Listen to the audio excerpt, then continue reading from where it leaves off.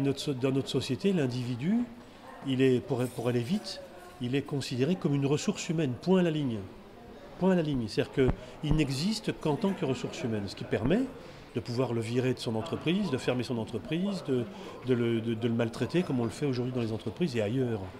Donc si vous voulez, c'est vrai qu'il y a une ambition, et c'est ce que la folie montre, quand on va au-delà de la folie, il y a une ambition de créer un modèle d'individu auquel les gens doivent se conformer. C'est-à-dire un modèle d'individu qui soit adaptable, qui soit responsable de ses actes, de ses succès comme de ses échecs, qui soit totalement adapté et adaptable au marché.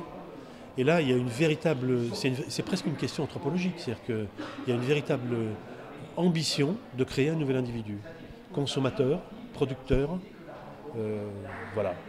On a une vision maintenant qui est, comme je le disais durant la table ronde, qui est scientiste, ce que j'appellerais scientiste.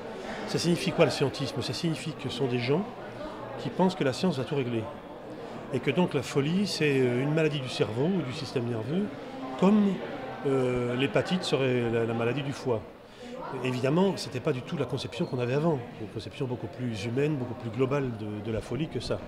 Et le deuxième aspect, c'est qu'on a une conception gestionnaire, c'est-à-dire qu'en fait, on va mettre en œuvre une politique, par exemple sortir les gens des asiles, les installer dans des appartements, dans des associations, etc., etc., non pas pour les soigner, mais pour gérer des populations que finalement on ne peut plus enfermer comme au temps de l'asile. Je crois que la question de fond, c'est que quand vous avez affaire à un fou, vous avez affaire à vous-même. Mais c'est inconscient, vous ne vous rendez pas compte de ça. C'est qu'en fait, la folie, c'est une possibilité pour chacun de nous. Il ne faut pas grand-chose, un jour ou l'autre, pour basculer dans un comportement qui soit un comportement anormal, entre guillemets, ou fou. Et donc ça, on le sait dans le fond de nous-mêmes. Mais après, vous avez l'instrumentalisation de la peur, de la folie, comme des étrangers, on en a eu un exemple dans la discussion qu'on a eue tout à l'heure, comme des étrangers, comme des Roms, tout ça, ça fait partie des populations à risque que le système actuel veut contrôler et veut réguler.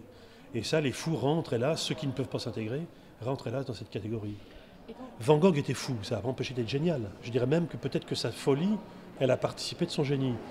Nietzsche, c'était la même chose. Camille Claudel, c'était la même chose. Antonin Artaud, c'était la même chose. Donc il faut sortir, pour cause d'inhumanité, parce qu'on arrive à des situations inhumaines. Là, juste une parenthèse, par exemple, la conception scientiste fait que si vous avez un problème, vous venez me voir, je suis psychiatre, je vais vous considérer comme une série de symptômes. Donc je vais vous objectiver, je vais faire de vous un objet. Alors que la folie n'a pas besoin d'objectivation, elle a besoin de subjectivation, elle a besoin d'être considérée comme une personne.